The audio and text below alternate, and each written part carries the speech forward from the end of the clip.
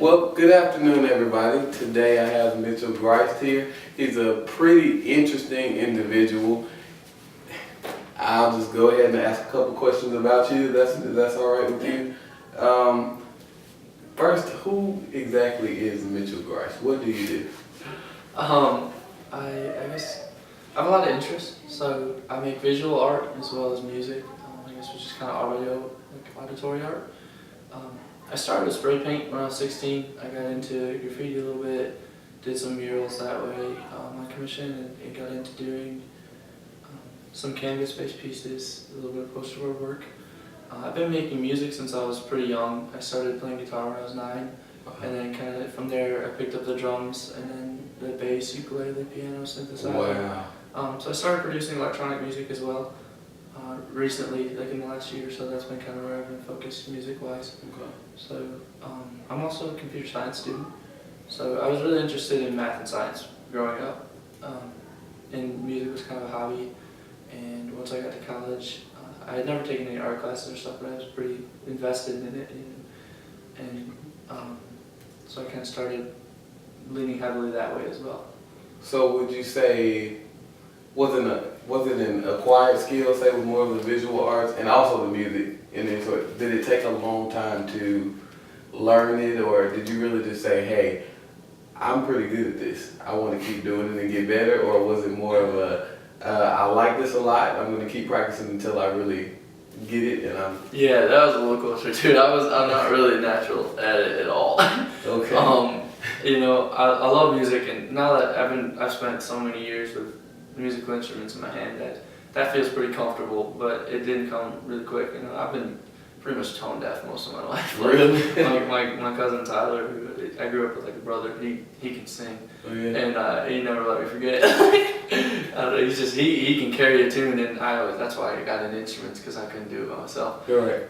As far as art goes, I'm not naturally someone who draws like realistically. A lot of people can just draw portraits and things like that, and that's something I still can't really do at all. But I was interested in graffiti.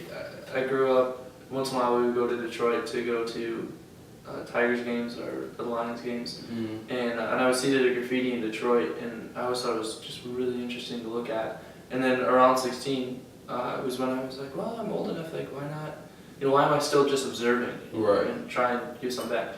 And so I started just doing graffiti names with Sharpies for whoever would ask. Right. And just on Xerox paper. And I did that for a couple of months until I got asked to do a mural, and then that's when I got into spray paint. It took, I've got a lot to learn. I've only had about 4 years since I started spray painting. But just learning how to control a can to make it do what you want to do has been for me, a pretty slow process. Right.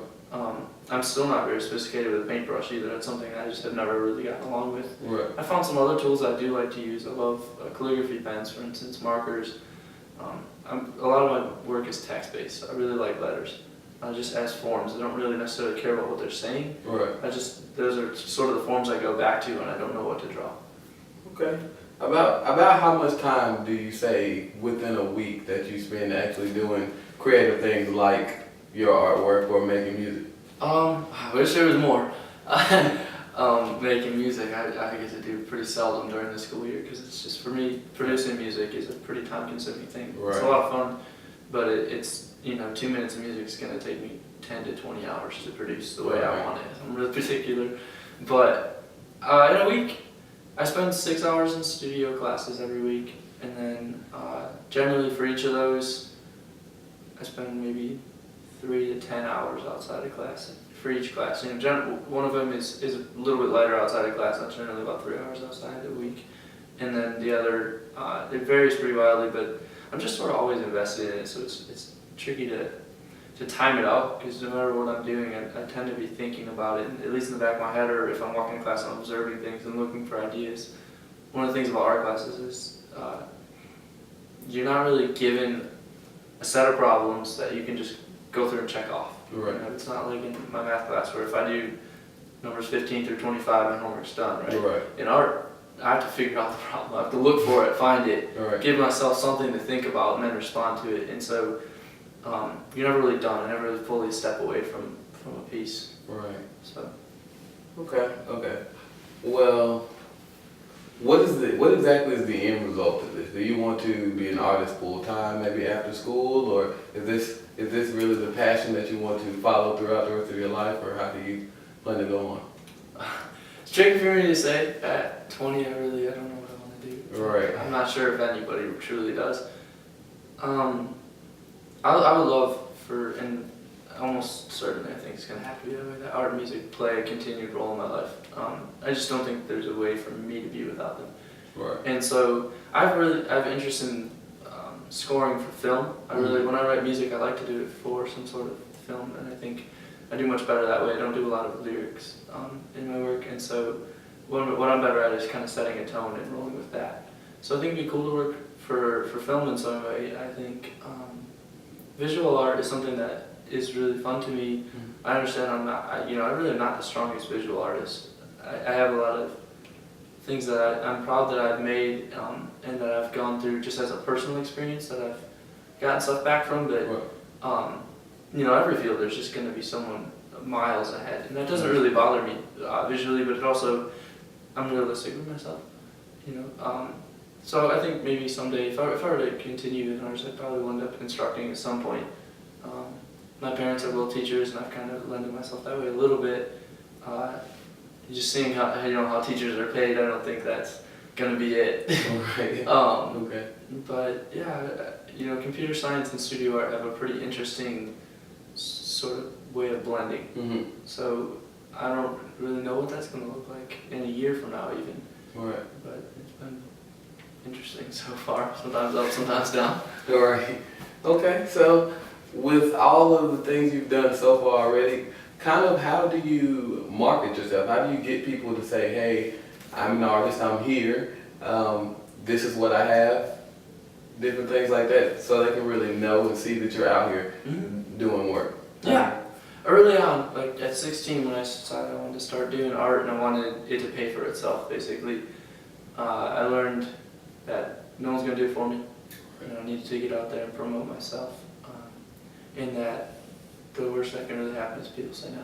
Right. And then they already weren't selling my work. And so what I started doing in the summers was just loading up my car full of paintings I'd done and all the supplies I needed to make more paintings. And I had this portfolio, just basically a picture, a photo album. Because I learned pretty early on just to document everything. Right. Everything you do, just take a picture at least. And it really helped to have that because people are much more willing to respond if I can say, here's what I've already done. Right. If you come to them completely blank slate, they're not so responsive. And so I just went door to door, basically, as a teenager, to different galleries, coffee shops, anywhere that looked like it would have a place for art, and asked them, like, will you hang my painting up in here for sale? Will you sell my paintings? And from there, I started painting at festivals and at farmers markets, and this was pretty much my job in the summer. I would drive around to the towns nearby and my own, and I would sell my art and do live paintings at these markets and at these festivals. And people were pretty excited about that. And it was one of the ways it was more feasible to make money off it was to do it live in the street. Because when someone sees the piece get made in front of them, they have that interesting story with it. They feel like they connect to it much more than just the static image that is the result of it. And so I sold a lot more work when I was actually out demonstrating that way. Right. Okay, so you definitely spend a lot of time, like we said, doing this, whether it's marketing it or actually out making either the music or your paintings. So how does that, I guess, invest into family and friends? What do they think about it? Do they? I have just the best family and friends. They've been, like, I know it's a cliche, so supportive, but really, my mom and dad, they're really not artistic people. They, like, almost laughably so. They like joke, like, where the heck did I get from? But they have their own skills that are just wonderful. Right. But they think it's really interesting. They're most of the time our conversation is just like, where did you get this from? Right. What? Like, mom's always like, I don't know how you're my kid. But my friends are. It's amazing how invested they get in it. Always is pretty heartwarming. I feel like a lot of the time I have this flaw where I get so caught up in what I'm doing that